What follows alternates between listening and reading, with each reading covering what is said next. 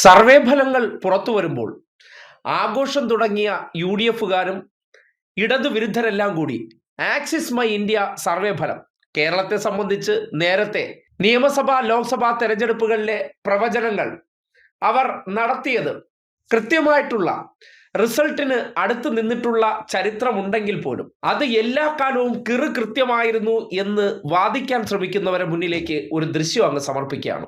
ഇക്കഴിഞ്ഞ ലോക്സഭാ തെരഞ്ഞെടുപ്പിൽ അബ്കി 400 പാറെന്ന് കേന്ദ്രന്മാർ നമ്മളോട് പറഞ്ഞപ്പോൾ അന്ന് അതേപടി സർവേ ഫലമായി പുറത്തേക്ക് വിട്ട ആക്സിസ് മൈ ഇന്ത്യയുടെ ഓണർ കൂടിയായ പ്രദീപ് ഗുപ്ത ആ റിസൾട്ട് വന്ന സന്ദർഭത്തിൽ ഒരു ടെലിവിഷൻ ചാനലിനകത്ത് ലൈവായിട്ട് പ്രവചനം പൊളിഞ്ഞ് പാളീസാകുന്ന സന്ദർഭത്തിൽ ഗംഭീരമൊരു ദൃശ്യം പുറത്തു വന്നിരുന്നു. ഇതേ നോക്കിയേ. Here's the thing, you know, in life you can't get all right.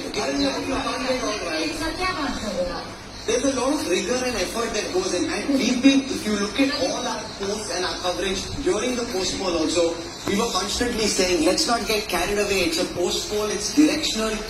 The reality is the polls can only give you an indication. You know, it's only when you get carried away with your own hype, that is when the problems happen. And we were constantly on air, on Twitter, social media, Instagram saying, just dial the hype down. Don't get so carried away. This is only the post-poll results. And therefore, there's a lot to learn. I say this, that, you know, he's got a lot of things right in this election also. You know, the state assembly election, Andhra was not easy to have for a state. Odisha not easy to predict in the manner that he has. The three big states and for the... കണ്ടോ, പൊട്ടി പൊട്ടി ഏങ്ങി കരയുകയാണ്.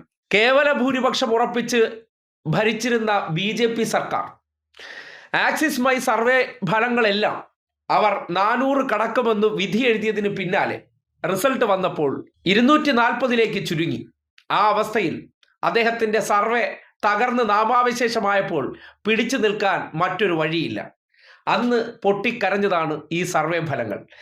അതുകൊണ്ട് survey ഫലങ്ങളെല്ലാം actual ആകും, അല്ലെങ്കിൽ survey ഫലങ്ങൾ പ്രകാരം ഒരിടങ്ങളിലും 10 വർഷം ഭരിച്ച ഇടതുപക്ഷം നാമാവിശേഷമായി പോയി എന്ന റിസൾട്ട് ഉണ്ടായിട്ടില്ല.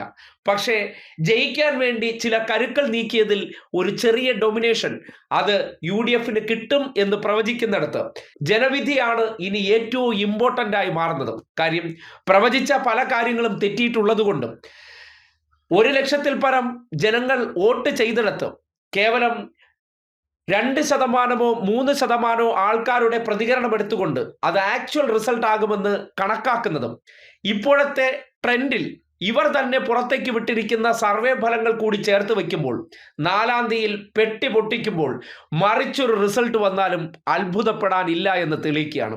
അതുകൊണ്ട് ഇപ്പോൾ ആഘോഷിക്കുന്നവർക്ക് ചിലപ്പോൾ 4-ാം തീയതി ആക്സിസ് മൈ ഇന്ത്യ സ്ഥാപകൻ കൂടിയായിട്ടുള്ള പ്രദീപ് ഗുപ്തയുടെ അവസ്ഥ ചിലപ്പോൾ വന്നേക്കും എന്നൊരു സാറ്റ്യൂട്ടറി വാർണിംഗ് കൂടി തരികയാണ്.